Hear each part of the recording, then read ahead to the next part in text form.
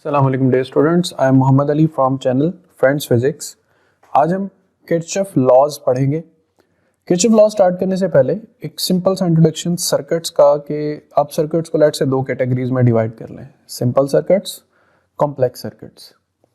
ऐसे सर्किट्स जिसमें एक सिंगल बैटरी, एक सिंगल लूप या सिंपल ब्रांचेस एग्जिस्ट करती हूँ, जैसे ये सर्किट गिवन है एक स्विच एस के साथ।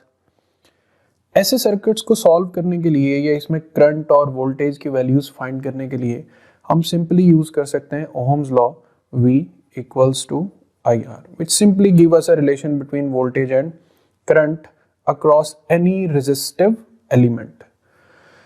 अगर सर्किट कॉम्प्लेक्स है, फॉर एग्जांपल मल्टीपल सेल्स हैं, जैसे यहाँ पर दो बैटरीज लगी हुई हैं, मोर देन वन लूप्स हैं, ये लूप 1 है, ये लूप 2 है, कॉम्प्लेक्स ब्रांचेस हैं, मतलब करंट्स जो हैं वो डिवाइड हो रहे हैं, तो वहाँ पर हम यूज़ कर सकते हैं किरचॉफ लॉज।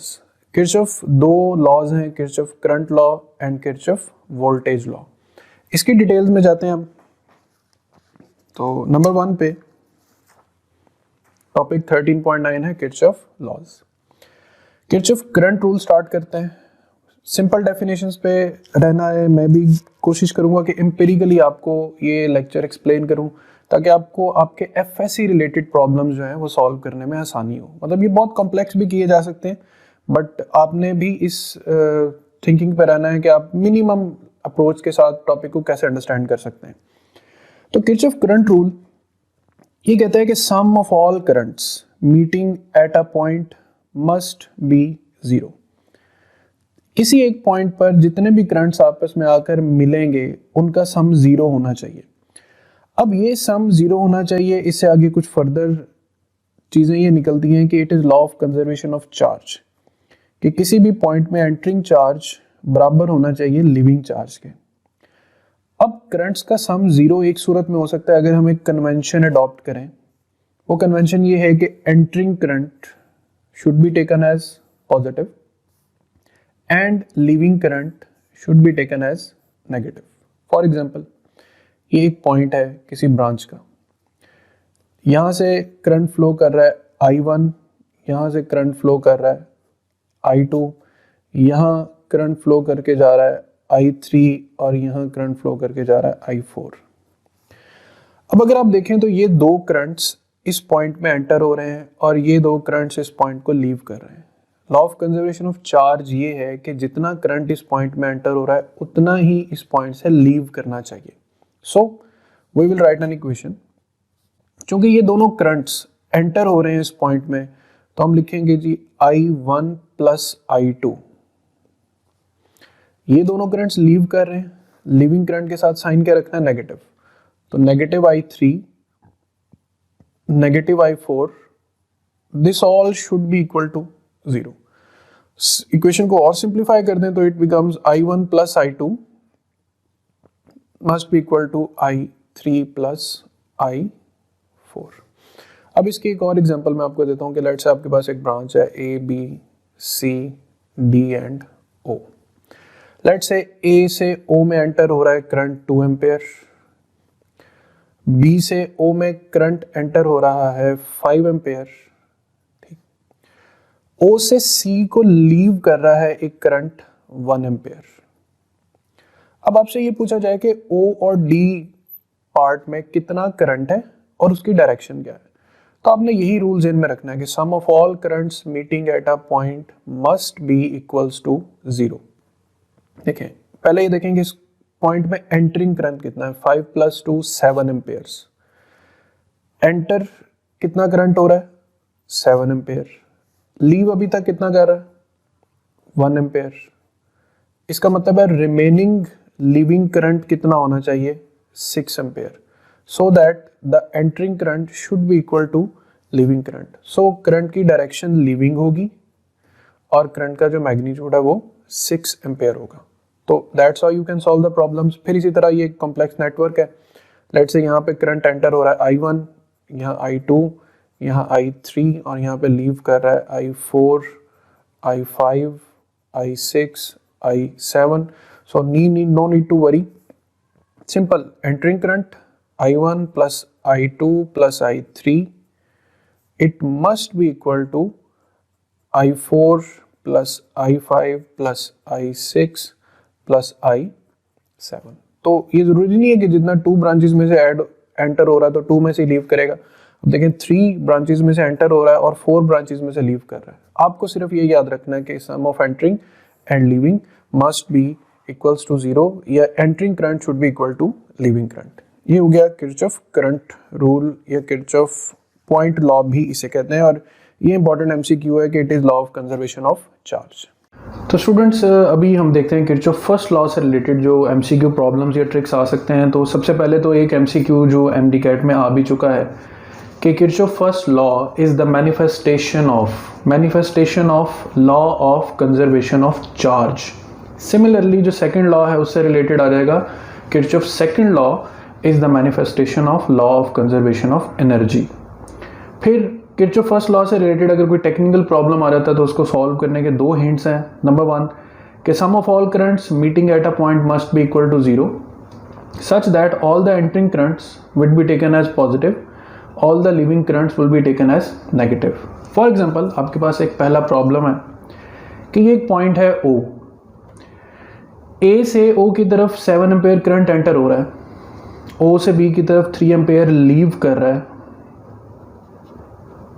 फिर O से C की तरफ 2 एम्पेयर लीव कर रहा है। आपसे पूछा जाए कि what is the magnitude of current in the branch OD and what is the direction. अब हमारे पास रूल है कि all the entering must be equal to all the leaving. अब इसमें से एंटर कितना हो रहा है, फिलहाल 7 एम्पेयर एंटर हो रहा है एंटरिंग करंट, लीव कितना कर रहा है 3 + 2 5 एम्पेयर। अब एंटरिंग और लीविंग बराबर होना चाहिए, तो एंटरिंग अगर 7 एम्पेयर है तो लीविंग भी टोटल कितना होना चाहिए 7 एम्पेयर। तो इसका मतलब है कि अभी तक तो लीविंग 5 एम्पेयर है, तो हमें 2 एम्पेयर और लीव करवाना है। तो OD ब्रांच में करंट लीविंग होगा पहली बात, और उसका मैग्नीट्यूड कितना होगा 2 एम्पेयर होगा। सो that's how you can tackle this problem.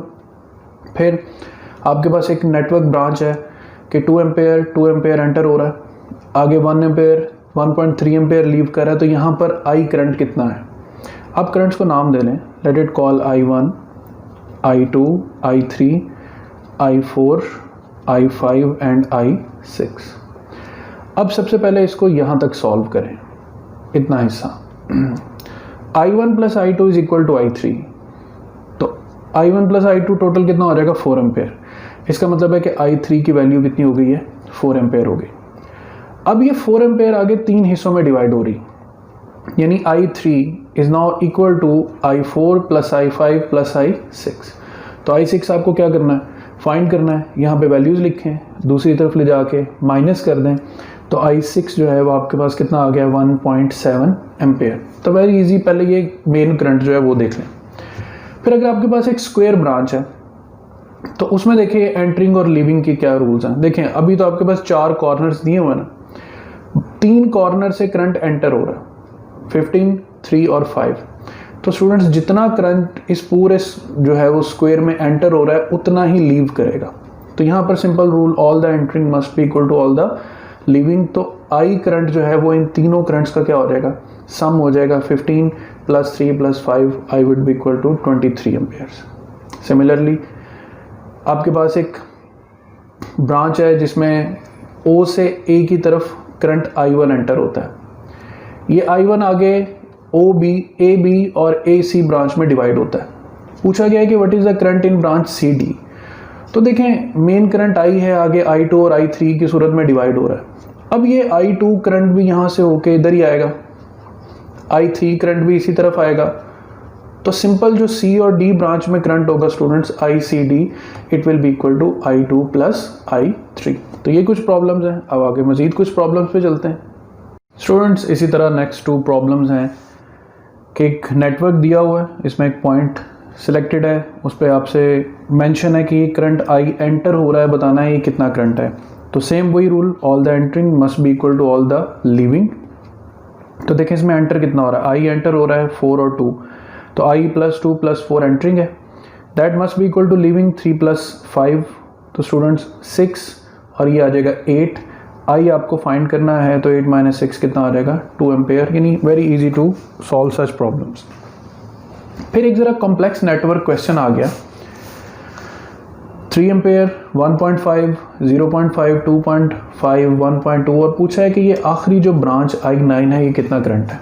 अब इसको ज़रा तसल्ली से समझना है और स्टेप बाय स्टेप चलना है। सबसे पहले आप करंट्स को नाम दे लें, I1, I2, ये मिल के जब इधर आएंगे तो I3 हो जाएंगे। ये I3 आगे डिवाइड होगा I4 और I5, ये I5 आगे फिर डिवाइड होगा एज I6 एंड I7। हमें हमारा जवाब I7 में से मिलेगा, तो I7 आगे डिवाइड होगा एज I8 एंड I9। तो सबसे पहले इस स्टेप तक पहुंचना है। I3 कितना है, I1 प्लस I2, यानी I1 plus I2, 3 plus 1.5, 4.45 ampere हो गया। तो यहाँ पे करंट है 4.5 एम्पेयर्स। ऑलराइट, अब स्टूडेंट्स ये करंट आगे डिवाइड होगा। अब I3 is equal to I4 plus I5 कर लें। I3 is equal to I4 plus I5, इसमें से I4 तो गिवन है, I5 हमें फाइंड करना है। तो I5 फाइंड किया तो I5 आया 4 एम्पेयर्स, ठीक है। यानी यहाँ पर अब करंट जो है वो कितना फ्लो कर रहा है, 4 एम्पेयर्स। ये 4 एम्पेयर आगे डिवाइड हो रहा है एज 2.5 एंड I7, तो it means I5 is equal to I6 plus I7। अब I5 है 4, I6 है 2.5, तो I7 कितना बना, I5 में से I6 को माइनस कर दें, 1.5 एम्पेयर। यानी यहाँ पर करंट की क्या वैल्यू आ रही है, 1.5 एम्पेयर्स। एंड देन यही I7 डिवाइड हो रहा है एज I8 एंड I9, तो I7 is equal to I8 plus I9, I9 is equal to 1.5 minus 1.2, answer would be 0.3 amperes. तो इस तरीके से स्टूडेंट्स आप सॉल्व कर सकते हैं किरचॉफ फर्स्ट लॉ से रिलेटेड जो है प्रॉब्लम्स। स्टूडेंट सिमिलरली दो और क्वेश्चंस हैं इससे रिलेटेड कि आपको यहाँ पे एक नेटवर्क दिया हुआ, इसमें से ये फाइनल करंट आई आपने फाइंड करना है। तो सेम वही मेथडोलॉजीज़ के आपने सब ब्रांचेस के करंट्स को पहले मेंशन कर लेना है, I1, I2, I3। यहाँ पे कोई करंट मेंशन नहीं भी हो तो I4 कर लें, I5 यहाँ पर अगर करंट ना भी मेंशन हो तो उसको I6 कहें, क्योंकि यही आगे जाके डिवाइड होगा। तो वन थिंग कि I4 जो है वो इन तीनों को ऐड करने से आ रहा है। अप्लाई किया तो I4 आता है 4 एम्पेयर, यानी यहाँ पर 4 एम्पेयर करंट है। ये 4 आगे डिवाइड हो रहा है एज I5 एंड I6, तो I6 की वैल्यू कैसे आएगी, 4 में से 1 माइनस कर देंगे, तो यहाँ पर स्टूडेंट्स कितना करंट आ गया, 3 एम्पेयर। यही 3 आगे जाके डिवाइड हो रहा है एज 1.3, तो रिमेनिंग I8 हो जाएगा, वो कितना आएगा 1.7। तो जितना आप प्रैक्टिस करेंगे उतना आपके लिए इजी हो जाएगा इसको ऑरली सॉल्व करना। और ये फिर इसी तरह एक स्क्वायर नेटवर्क है, all the entering current must be equal to all the leaving current. Enter हो रहा है 10, 3 और 4, लीव इन तीनों का सम होना चाहिए, तो 10, 3, 4 living current would be equal to 17 ampere. तो ये हो गया problem students Kirchhoff first law से रिलेटेड। अब हम आते हैं किरचॉफ सेकंड लॉ, जिसे किरचॉफ वोल्टेज लॉ भी कहते हैं, कि sum of all potential changes in a closed circuit must be zero. It is law of conservation of energy. अब स्टूडेंट्स इसको समझने के लिए मैं आपको जो टिप्स बताऊंगा, आपने वो टिप्स जहन में रखनी है, मेमोराइज करनी, और उनकी बेस पर जब आप प्रॉब्लम्स को टैकल करेंगे तो ये आपके लिए बहुत ईजी हो जाएगा क्वेश्चंस को सॉल्व करना। इसका मेन थीम ये है कि जो एनर्जी सर्किट को प्रोवाइड की जाती है या जो गेन ऑफ एनर्जी है वो इक्वल होना चाहिए लॉस ऑफ एनर्जी के, so that it becomes the law of conservation of energy. अब इसमें कुछ इंपॉर्टेंट इक्वेशंस जो यूज होनी है और कुछ इंपॉर्टेंट टेक्निक्स जो यूज होनी है। ईएमएफ इलेक्ट्रोमोटिव फोर्स और सिंपली वोल्टेज, ई से डिनोट करते हैं, ये वर्क पर यूनिट चार्ज है। नाउ लिसन, वर्क को क्या लिखा जा सकता है, energy. So EMF is equal to energy per unit charge. So energy की इक्वेशन क्या बनेगी, आप डेल क्यू को मल्टीप्लाई कर दें ई से, तो energy becomes E del Q. अब ये इक्वेशन आपने वहां यूज करनी है जहां पे कोई बैटरी लगी हो, ठीक। इस इक्वेशन के साथ प्लस माइनस का साइन कैसे यूज होना है वो जरा गौर से समझना है। लेट्स से कि आपके पास बैटरी का एक पॉजिटिव और एक नेगेटिव टर्मिनल है, ठीक है। मैं यहाँ पर एक लेवलिंग भी क्रिएट कर रहा हूँ आपको समझाने के लिए। लेट्स से करंट एंटर हो रहा है पॉजिटिव साइड में और लीव कर रहा है नेगेटिव साइड से। तो आपको पता है कि पॉजिटिव पोटेंशियल हाई होता है और नेगेटिव पोटेंशियल लो होता है। इट मींस पहले आप किस पोटेंशियल पर थे, हाई पर, और अब आप किस पे आ गए, लो पर। तो अगेन लिसन, अगर करंट हाई में एंटर होके लो से लीव कर रहा है तो इट मींस कि आप हाई से लो की तरफ आ रहे हैं। अब ये एरो देख के आपको अंदाजा हो जाना चाहिए कि एनर्जी के साथ साइन कौन सा आएगा, नेगेटिव का।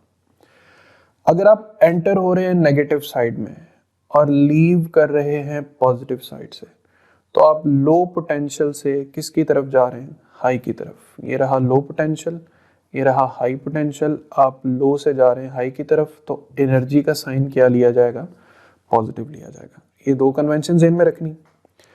तो ईएमएफ से ई डेल क्यू ये हम बैटरी के क्रॉस यूज करेंगे। पोटेंशियल ड्रॉप अक्रॉस बैटरी, वो तो ईएमएफ हो गया, यहाँ पे पोटेंशियल ड्रॉप अक्रॉस रेजिस्टर कर दें, ठीक है, ये रेजिस्टर आपने ध्यान में रखना है। वोल्टेज V, वो भी एनर्जी पर यूनिट चार्ज है। एनर्जी को लिखा जा सकता है V डेल Q, जैसे ये लिखा है E डेल Q।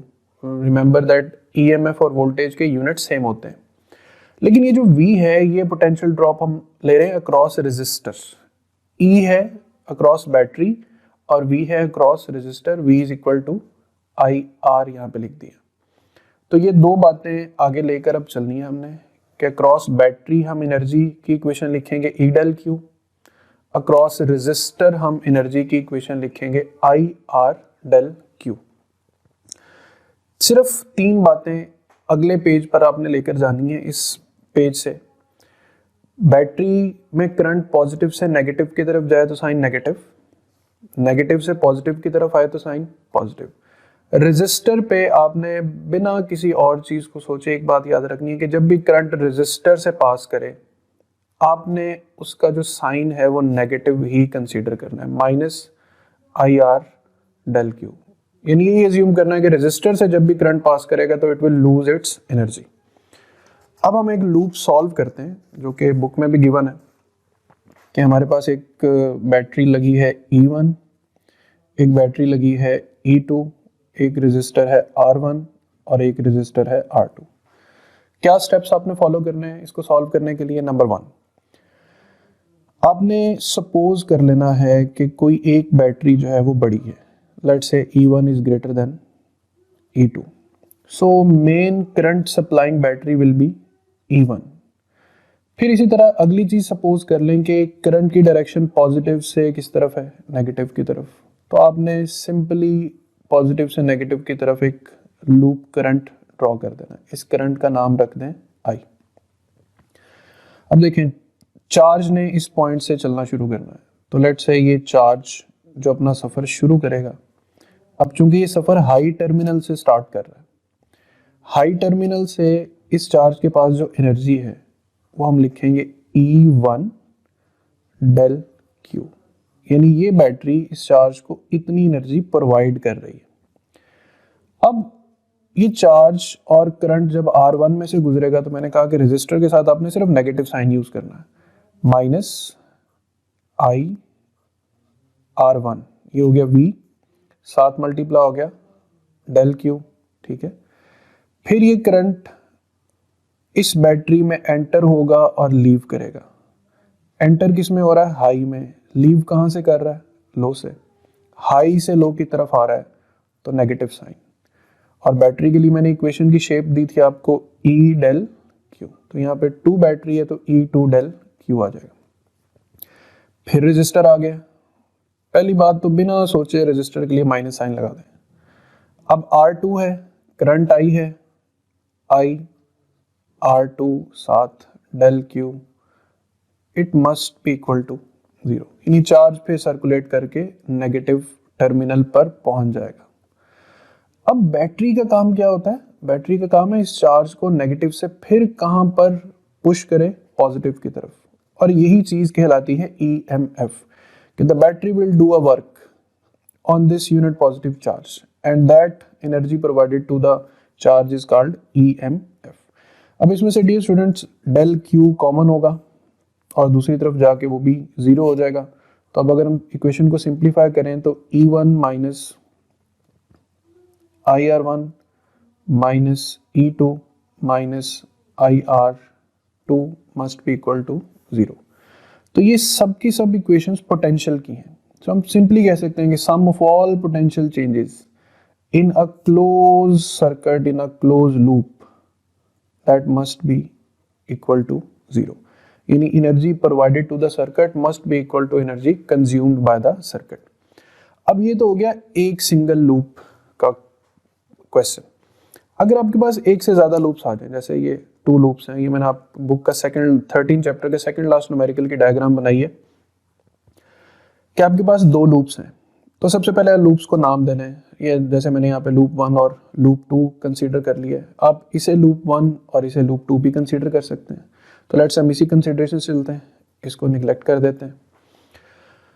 सेम उसी तरह सबसे पहले आप ये सपोज कर लें कि कोई एक बैटरी बड़ी है और उसकी वजह से करंट की डायरेक्शन सेट कर लें। इससे नहीं घबराना कि आप करंट की डायरेक्शन क्लॉकवाइज करते हैं या एंटी क्लॉकवाइज करते हैं, कोई भी कर लें, सिर्फ एंड पे साइंस का फर्क पड़ सकता है, अदरवाइज जो मैग्नीट्यूड ऑफ द करंट है उसका आंसर सेम रहेगा।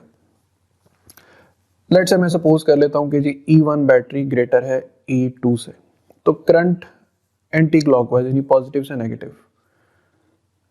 अच्छा, अब इसमें नई बात क्या है, क्योंकि 2 लूप्स हैं तो करंट भी 2 हो जाएंगे। यहां पे करंट कहलाएगा I1 और इस करंट को हम नाम देंगे I2 का। रिमेंबर, जो डायरेक्शन करंट की आपने लूप 1 में रखनी है सेम वही डायरेक्शन आपने लूप 2 में रखनी है। अब चूंकि 2 लूप्स हैं तो लूप इक्वेशंस भी 2 बनेंगी, फॉर लूप 1 और इसी तरह फॉर लूप 2। एक चीज यहां से मैं रिवाइज करा दूं, देखें कंपोनेंट्स कितने थे 1 2 3 4, इक्वेशंस भी कितनी बन रही है 1 2 3 4।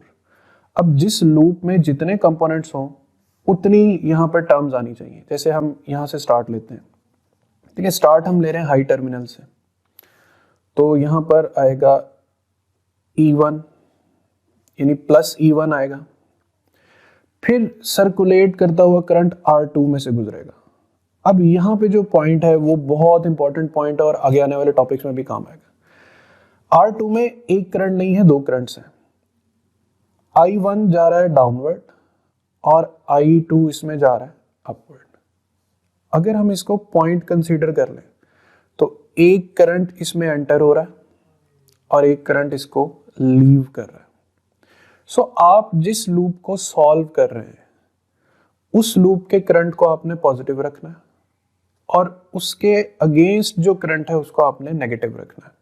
अब हम कैसे लिखेंगे कि करंट R2 में से पास कर रहा है, तो पहले तो मैं नेगेटिव साइन इसलिए लिखूंगा कि ये रेजिस्टर है, फिर मैं लिखूंगा I1 minus I2, entering current I1, living current I2 और साथ मल्टीप्लाई हो जाएगा R2।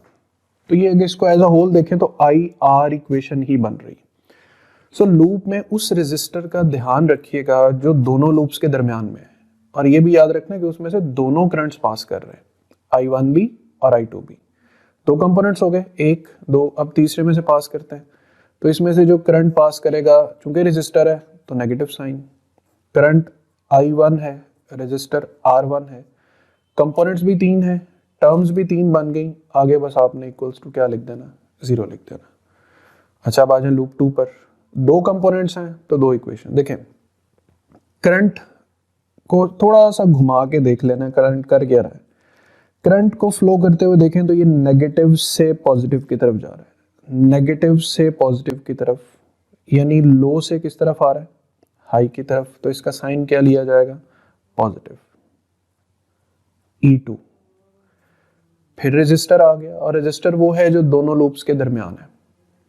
अब आप I2 को सॉल्व कर रहे हैं, तो I2 एंटरिंग है और I1 लीविंग है।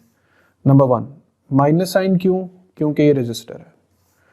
फिर किरचॉफ फर्स्ट लॉ से I2 minus I1 R2, 2 components बनेंगे क्योंकि 2 ही एलिमेंट्स हैं, तो it must be equals to 0। तो स्टूडेंट्स इस पॉइंट को आपने गौर से सुनना है, बार बार मेरी बात को सुन के एब्जॉर्ब करना है कि सेंट्रल रजिस्टर को आपने कैसे सॉल्व करना है। बाकी मैं कोई डिफरेंट चीज़ नहीं कर रहा। हाई से स्टार्ट लेता हूँ तो पॉजिटिव, रजिस्टर में से पास करता हूँ तो नेगेटिव, लेकिन जो रजिस्टर दोनों लूप्स में है उसमें दोनों करंट्स का डिफरेंस जो है वो इन्वॉल्व होगा। सेम इसी तरह आपकी बुक में एक एग्जांपल है, में लास्ट न्यूमेरिकल है, सेम उस न्यूमेरिकल की भी मैंने यहाँ पे डायग्राम बनाई है। मैं आपको लूप इक्वेशन बना के दूंगा, आपने इसी तरह वैल्यू सब्सटीट्यूट करनी है और इसको फर्दर सॉल्व कर लेना है। तो लेट्स से मैं इसमें करंट की डायरेक्शन एंटी क्लॉकवाइज सपोज कर लेता हूँ, ये I1 और ये करंट की डायरेक्शन सेम है I2 कह लेते हैं। यहाँ पे लिखेंगे लूप 1 और फिर लिखेंगे लूप 2। तो लूप 1 और लूप 2 को सॉल्व करने के लिए यहाँ से स्टार्ट ले लेते हैं। एंटी क्लॉकवाइज सफ़र करना है। कंपोनेंट्स कितने हैं, 1 2 3 4 5 टर्म्स बननी चाहिए। तो E1 चूंकि हम पॉजिटिव से स्टार्ट ले रहे हैं, E1 पॉजिटिव हो जाएगा। रजिस्टर रजिस्टर रजिस्टर रजिस्टर, यानी आगे जितने साइन आएंगे वो माइनस के ही आएंगे। Minus I1 R1 done. R2 में से माइनस I1 R2 ये भी डन। अब R3 दोनों लूप्स का हिस्सा है तो minus I1 minus I2 R3 ये भी डन। फिर R4 है minus I1 R4, that all must be equal to 0। Terms 1 2 3 4 और 5। अब आ जाए लूप 2 पर। एंटी क्लॉकवाइज है तो नेगेटिव से स्टार्ट होगा, माइनस E2 R6 में से गुजरना है, माइनस I2 R6, फिर माइनस R3 है दोनों लूप्स में तो क्या लिखेंगे I2 minus I1 into R3 ये भी डन। फिफ्थ रजिस्टर में से आ रहे हैं minus I2 R5 that must be equal to 0। तो सेकेंड लूप में कंपोनेंट्स 1 2 3 4 है, टर्म्स भी 1 2 3 4 and all potential changes must be equal to 0। तो यहाँ तक आपने ये वैल्यूज जो है इनकी पुट करनी है, I1 की वैल्यू I2 की वैल्यू, ये दो वैल्यूज निकालनी। फिर इन रजिस्टर्स में देखें जो सिंगल है ना, जो किसी और ब्रांच का हिस्सा नहीं है, इनमें से करंट I1 रहेगा, इन दोनों में करंट I2 रहेगा, लेकिन इसमें जो करंट है वो difference of I1 and I2 के इक्वल होगा। तो स्टूडेंट्स किरचॉफ सेकंड लॉ से रिलेटेड जो क्वेश्चंस MCQs आपको आ सकते हैं, एक तो मैंने आपको पहले भी बताया कि it is a manifestation of law of conservation of energy. और अगर कोई सवाल मुश्किल की तर्ज पे आए तो मतलब इसमें लूप इक्वेशन आ सकती है। बेसिक इसका रूल है sum of all potential drops in a close loop must be equal to 0। एक लूप में आपको सॉल्व करना टॉपिक में सिखा चुका हूँ। ये आपकी एग्जांपल है। तो लूप इक्वेशन बनानी हो तो सबसे पहले दोनों करंट्स में, दोनों लूप्स में जो करंट है उसकी डायरेक्शन सेम होनी चाहिए। आप चाहे इसे क्लॉकवाइज कर लें चाहे एंटी क्लॉकवाइज कर लें। लेट्स से हम इसे क्लॉकवाइज यहाँ पे सॉल्व करते हैं। तो लूप इक्वेशन बनाना ये आ सकता है MCQ। तो देखें आप कोई एक स्टार्टिंग पॉइंट चूज कर लें। अब आप E1 से स्टार्ट लेते हैं और स्टार्ट आप इसके नेगेटिव टर्मिनल से ले रहे हैं, लो पोटेंशियल से। तो आप लिखेंगे माइनस E1। रेजिस्टर से एक सिंपल बात याद रखनी है, रेजिस्टर से साइन आपने माइनस ही यूज करना है। तो माइनस I1 R1 ये आपके पास दूसरा कंपोनेंट हो गया। उसके बाद जब आप R2 से गुजर रहे हैं तो R2 में दो करंट्स हैं, I1 अपवर्ड है, I2 डाउनवर्ड है। आप जिस करंट को सॉल्व कर रहे हैं उसको आपने पहले मेंशन करना है। तो चूंकि रेजिस्टर है तो माइनस आ जाएगा, I1 में से I2 होगा माइनस और यहाँ पे R2। देन आप इस पॉइंट पर आएंगे तो आप बैटरी के नेगेटिव से किस तरफ जा रहे हैं, पॉजिटिव की तरफ, यानी लो से हाई की तरफ। तो plus E2 and finally equals to 0। तो देखें 1 2 3 4 कंपोनेंट्स हैं, 1 2 3 4 ही यहाँ पर टर्म्स बनेंगी। सिमिलरली लूप 2 पे आ जाएं। लूप 2 में भी यहाँ से स्टार्ट ले लें। तो आप नेगेटिव टर्मिनल से स्टार्ट ले रहे हैं तो माइनस E2, फिर R2 में से गुजरेंगे तो माइनस। अब यहाँ पे आप मेन करंट I2 को सॉल्व कर रहे हैं तो I2 को पहले I1 को बाद में R2, फिर माइनस I2 R3, और E3 में आप नेगेटिव से किस तरफ जा रहे हैं, पॉजिटिव की तरफ, यानी लो पोटेंशियल से हाई की तरफ, तो plus E3 must be equal to 0. So that's how you can make loop equations. फिर इसके एक सिंगल लाइन क्वेश्चंस जो हैं वो होते हैं कि पॉइंट P दिया है, 2 एम्पेयर करंट है, 2 ओम रजिस्टर है, 3 वोल्ट बैटरी है, 1 ओम रजिस्टर है, और फिर पॉइंट Q है. पूछा जाता है कि what is the potential difference between point P Q. अब ऐसे सवाल को सॉल्व करने के लिए स्टूडेंट्स आपने करना क्या है, वेरी सिंपल तरीक़ाकार बता रहा हूँ कि आपने लिख लेना VPQ is equal to, current को रेजिस्टर में से गुजारना है तो पोटेंशियल डिफरेंस IR होता है, यानी जब ये करंट इस 2 ओम में से गुजरेगा तो ये आएगा IR, यानी 2 × 2 -4 वोल्ट. माइनस क्यों, क्योंकि रेजिस्टर के क्रॉस पोटेंशियल ड्रॉप होना है, माइनस होना है. उसके बाद अब बैटरी से करंट तो गुजरेगा, लेकिन आपने बैटरी के साथ इस 2 को मल्टीप्लाई नहीं करना, क्योंकि बैटरी तो अपना वोल्टेज खुद रखता है. एक बात. दूसरी बात, आप हाई से लो की तरफ जा रहे हैं तो आप लो वोल्टेज की तरफ जा रहे हैं, तो -3 वोल्ट आएगा. अगर ये बैटरी उल्टी लगी होती, यानी यहाँ पर पॉजिटिव और यहाँ नेगेटिव होता, तो यहाँ पे +3 वोल्ट आ जाना था. फिर यही 2 एम्पेयर जब 1 ओम में से गुजरेगा तो IR यानी -2 वोल्ट. अब देखें -4 -3 -2 -9 वोल्ट, ये है potential difference across PQ. Similarly इसी तरह के एक और नेटवर्क है कि what is the potential difference across AB. तो potential difference across AB is equal to IR -3 volt. अब बैटरी में नेगेटिव से पॉजिटिव की तरफ जाना, यानी हाई की तरफ जाना, तो अब आप इसको +5 लिखेंगे. फिर 2 ओम और 1 एम्पेयर करंट, -2 वोल्ट, ठीक है, IR का प्रोडक्ट हो जाएगा. और फिर आप बैटरी के पॉजिटिव से नेगेटिव यानी हाई टू लो जा रहे हैं तो -2 वोल्ट आ जाएगा. अब इसको सॉल्व कर लें, -4 -7 तो 5 -7 -2 volt will be the answer. तो स्टूडेंट्स ये थे हमारे पास किरचॉफ फर्स्ट लॉ और सेकंड लॉ से रिलेटेड MCQs. इंशाल्लाह अगले लेक्चर में जल्द हाजिर होंगे. अपना ख्याल रखिएगा. अल्लाह हाफिज़.